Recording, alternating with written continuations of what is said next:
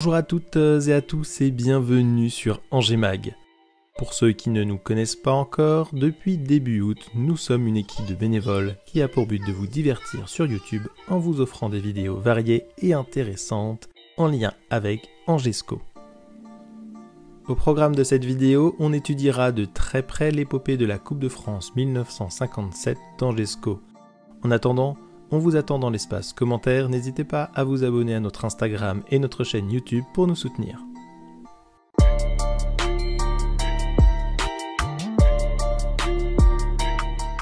France 1956-1957, qui aura été la 40e édition de la Coupe de France, aura révélé une équipe d'Angesco plus que parfaite. Cette édition sera gravée dans la mémoire des Angevins, mais aussi du football français, puisque cela aura été une des éditions de la Coupe de France les plus surprenantes. En 32e de finale, le SCO d'Angers, qui évoluait en D1, affrontera l'ASJ Châteaudun, qui évoluait en Division 4.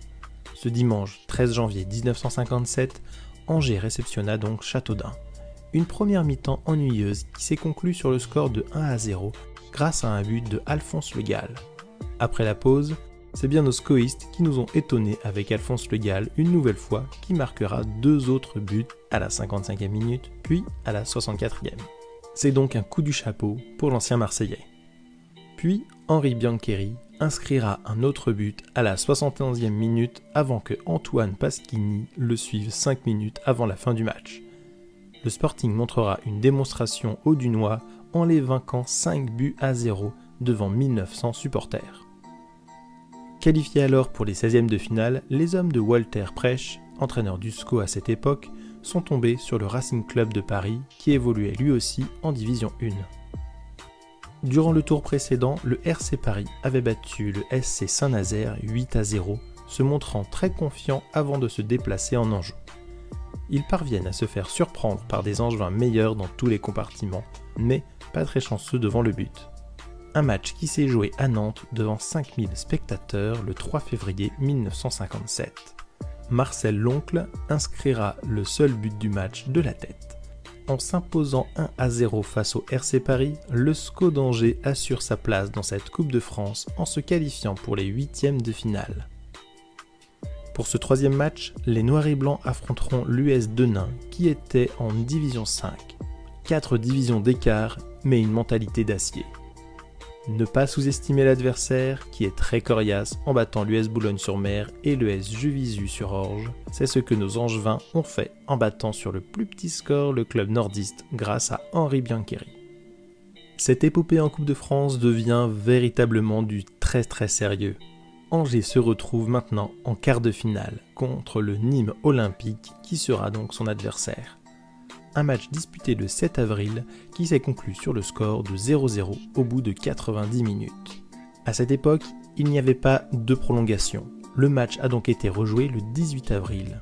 Et cette fois-ci, les Angevins gagnent 4-1 grâce à des buts d'Henri Biancheri une nouvelle fois, Marcel Loncle, un but contre son camp d'un joueur de Nîmes et Tison.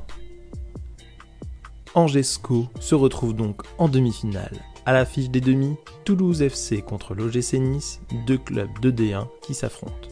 Toulouse vaincra les Niçois 3-2 et part pour la finale de cette Coupe de France. De l'autre côté, Angers joue face aux Girondins de Bordeaux. Le match se jouera au Vélodrome le 5 mai 1957 devant 11 582 spectateurs. Deux équipes au coude à coude pendant tout le match et une place en finale à la clé. Angers arrivera à vaincre les Bordelais sur une frappe de Le Gall à la 46e minute qui a été photographiée au bon moment. C'est donc 1-0 pour le SCO et une finale pour les joueurs. Un moment de joie immense pour nos Angevins, notamment pour le gardien angevin Fragassi qui aura déclaré ceci. Nous concédâmes un corner. Comme l'arbitre, M. Barbéran, vint se placer auprès de moi, je lui demandai combien de temps il restait à jouer.